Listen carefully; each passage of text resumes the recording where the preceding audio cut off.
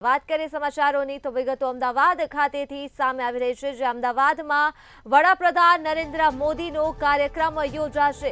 આ સાથે GMDC ground ખાતે વડાપ્રધાન નરેન્દ્ર મોદીનો કાર્યક્રમ યોજાશે। અમદાવાદ ખાતે વડાપ્રધાન નરેન્દ્ર મોદીનો આ કાર્યક્રમ યોજાશે, જેમાં ભાજપના કાર્યકર સંમેલનમાં હાજરી આપશે અને 1 લાખથી પણ વધુ કાર્યકરો આ કાર્યક્રમમાં ઉપસ્થિત રહેશે। વડાપ્રધાન નરેન્દ્ર મોદી ગુજરાતની મુલાકાત લેશે અને આ સાથે જ અમદાવાદ ખાતે કાર્યક્રમમાં ઉપસ્થિત રહેશે। નરેન્દ્ર મોદી વડાપ્રધાન બન્યા બાદ પ્રથમવાર ગુજરાતના પ્રવાસે જે છે વાત કરવામાં આવે તો તારીખ 15, 16 અને 17 3 દિવસ તેઓ પોતાના વતનમાં રહેવાના છે। આવતીકાલે 4:30 કલાકે તેઓ અહીંયા અમદાવાદમાં પહોંચશે અને સીધા જ તેઓ વડસર એરફોર્સ સ્ટેશન ખાતે પહોંચશે, ત્યાં તેઓ મુલાકાત લેશે। વડસર સ્ટેશન ખાતે તેઓ નવા ઓપરેશન કોમ્પ્લેક્સની મુલાકાત લેવાના છે। ત્યારબાદ જો વાત કરવામાં આવે તો વડાપ્રધાન મોદી સાંજે 6 વાગે રાજભવન ખાતે જશે અને રાત્રિ રોકાણ પણ તેઓ ત્યાં જ કરવાના છે।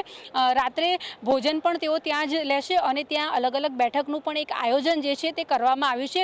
સવારની વાત કરવામાં આવે તો બીજા દિવસે સવારે 10 વાગે તેઓ global free event renewal energy સેન્ટરની શરૂઆત કરાવવાના છે। ત્યારબાદ 12 વાગે તેઓ ફરીથી રાજભવન ખાતે જશે અને 1:30 વાગ્યાની આજુબાજુમાં તેઓ ગિફ્ટ સિટીના એક કાર્યક્રમમાં પણ હાજરી આપવાના છે અને 3:30 કલાકે જીએમડીસી ગ્રાઉન્ડ જે છે અમદાવાદનું ત્યાં તેમનો એક કાર્યક્રમ થવાનો છે અને આ જ કાર્યક્રમ થકી તેઓ જે નવી વંદે ટ્રેન જે છે વંદે મેટ્રો ટ્રેન તેનું લોકાર્પણ પણ અહીંયાથી લીલી ઝંડી આપીને કરશે। સાથે જો વાત કરવામાં આવે તો ત્યારબાદ આગળના દિવસની વાત કરવામાં આવે તો 17 સપ્ટેમ્બરે સવારે 9 વાગે જ્યારે તેમનો જન્મદિવસ છે એ દિવસે તેઓ ભુવનેશ્વર જવા રવાના થવાના છે। ત્યારે આખા કાર્યક્રમની વાત કરવામાં આવે રૂપરેખા તો આવતીકાલેથી લઈને વડાપ્રધાન મોદી જે છે તે સતત અવનવા જે કાર્યક્રમો છે વિવિધ કાર્યક્રમો તેમાં હાજરી આપવાના છે અને સૌથી મોટી જો વાત કરવામાં આવે તો અમદાવાદના જીએમડીસી ગ્રાઉન્ડ ખાતે એક કાર્યક્રમ મોટો થવાનો છે, ત્યાં પણ તેઓ હાજરી આપવાના છે।